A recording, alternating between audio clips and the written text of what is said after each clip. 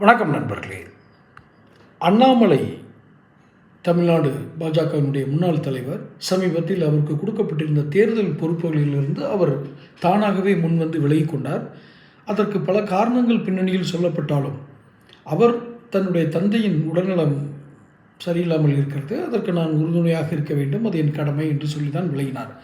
ஆனால் அதற்கு பின்னால் சொல்லப்படக்கூடிய காரணங்கள் சிலவற்றில் உண்மை இருக்கிறது என்றும் நாம் நினைக்கிறோம். அதற்குள் நான் போக வேண்டாம். இந்த அண்ணாமலை விளையதற்கு விலகுவதால் தேசிய ஜனநாயக கூட்டணி வெற்றி பெறுவதில் சிரமம் இருக்குமா? இதுதான் நம்மளுடைய சப்ஜெக்ட். எப்போதுமே எந்த ஒரு கூட்டணியும், எந்த ஒரு தேசிய கட்சியோ மாநில கட்சியோ ஒரு இயக்கமோ தங்களுடைய கள வெற்றிக்கு, அதாவது அந்த ஃபீல்டில் சக்ஸஸ் ஆகணும் அப்படின்னா அந்த தலைமையும் அந்த தலைமையினுடைய கொள்கைகளும் சித்தாந்தங்களும் அது எப்படி நெறிமுறைகளை வகுத்திருக்கிறது என்பதையும் அந்த இயக்கங்கள், அந்த கழகங்கள், அந்த கட்சிகள் தங்களுடைய தொண்டர்களை எப்படி கையாளுகிறார்கள் என்பதிலும் தான் அந்த வெற்றி அடங்கியிருக்குமே ஒழிய ஒரு தனி மனிதனின் பிம்பத்தினால் அந்த வெற்றி உருவாகுமா என்பது சந்தேகம்தான். இந்த குறிப்பிட்ட அளவீட்டில் இந்த அண்ணாமலை தன்னைத்தானே ஒரு பெரிய பிம்பமாக, மகா பிம்பமாக, ஒரு கவர்ச்சிகரமான பிம்பமாக அவர் நினைத்து கொண்டார். அல்லது அப்படி ஒரு மாயையை இந்த சோசியல் மீடியான்னு சொல்கிறாங்க இல்லையா, சமூக வலைதளங்களில் உருவாக்கி வச்சுருந்தார். இதெல்லாம் இல்யூஷன்ஸ். அப்பார்ட்மெண்ட்டில் முதல் மாடிக்கு அப்புறம் இருக்கிற வீடுகள் எல்லாமே நிஜமான வீடுகளா? யோசனை பாருங்கள்.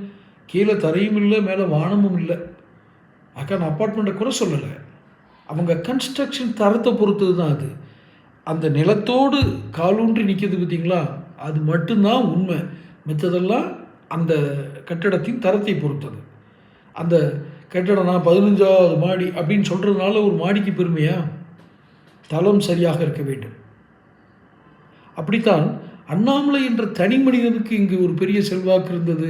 போன தேர்தலில் அவரால் வாக்குகள் அதிகரித்தது, இளைஞர்களை வசீகரித்தார், அவருடைய பேச்சு எல்லாத்துக்கும் போய் சேர்ந்தது, அவர் எல்லோருக்கும் பிடித்தமான மனிதராக மாறினார்.